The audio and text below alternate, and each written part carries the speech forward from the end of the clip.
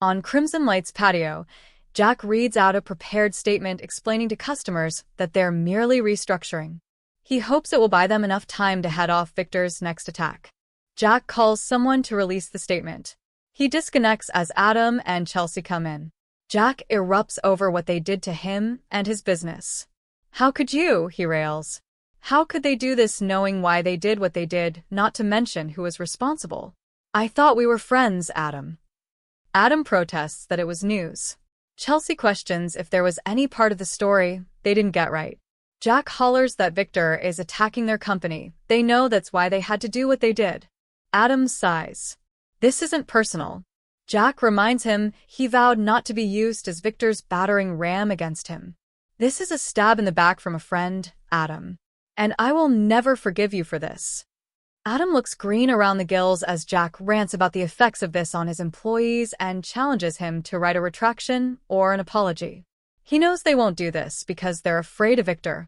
Chelsea argues that it's his company. They work for him. Adam offers to tell his side of the story. Jack tells him to go to hell and warns he will burn Jabot to the ground himself before he ever gives Victor the satisfaction of destroying his father's company. Adam and Chelsea move inside the coffee shop and go over their confrontation with Jack. Adam regrets getting pulled into this, but what choice did they have?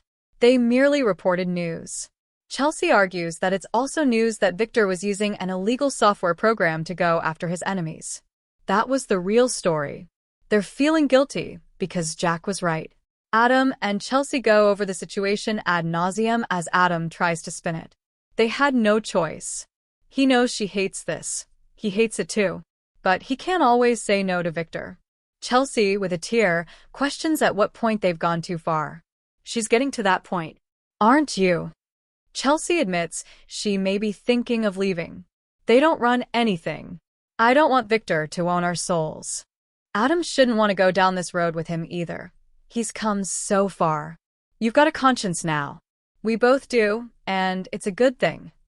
At the club, Phyllis leaves Victor an angry voicemail about coming through on his end of the deal.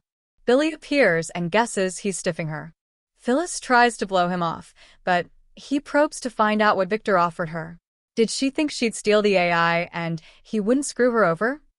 Phyllis stalks off, but Billy follows. He knows how it feels to be treated like a disposable rag by Victor. He's there to offer her a deal she can trust and count on. Generational wealth.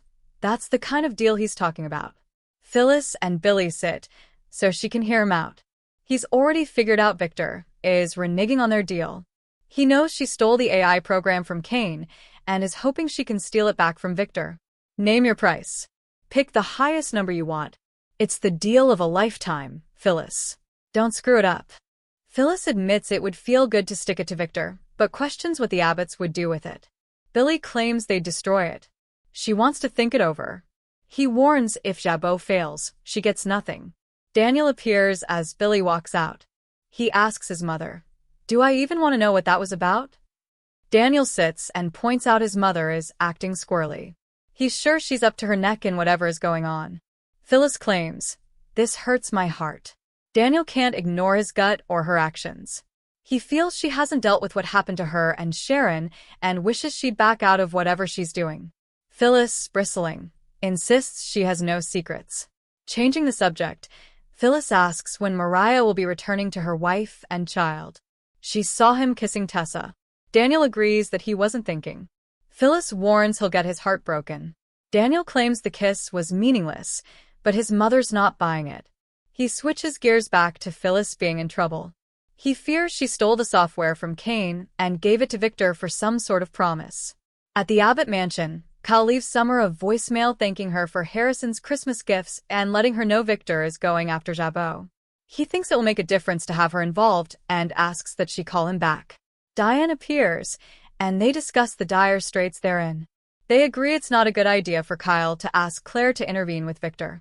Diane stresses about Phyllis being one of their only strategies. At the end of the day, the woman looks out for herself. Diane's not happy about betting their future on her. Kyle argues that she always sides with her kids. Diane's sure Victor would top anything they offer her. Phyllis also had to know Victor would go after Jabot when she handed him the AI. Where was her concern for Summer then? They debate whether a blank check will sway the redhead. Diane thinks she has another way to stop Victor. Billy arrives and reports that Phyllis is considering their pitch. Kyle's sure that Victor will anticipate this. Jack comes in just as Diane shares that she has another way to stop the mustache. Jack would love to hear it. Still at Crimson Lights, Chelsea and Adam debate a video game that Connor's obsessed with that isn't teaching him anything good. You win by oppressing people and amassing money. They're living in that world, she complains. Exploiting Jabot as they did feels so dirty. They need to be good human beings that Connor can be proud of. It's more important than doing Victor's bidding. Doesn't Adam feel that way as well? At the club, Daniel accuses Phyllis of bobbing and weaving to dodge his questions. He and Summer have concluded she stole the AI software and handed it to Victor. She needs to find a way to get out of this. Phyllis insists everything's working out in her favor. Trust me, I'm going to win. Daniel shakes his head. Phyllis vows this will bring their family together once and for all. At the Abbott mansion, Diane explains that Victor stealing the AI software and using it against Kane was illegal. He'd get prison time. They can put him away. Billy points out they don't have proof, but Diane triumphantly declares that she knows where she can find it.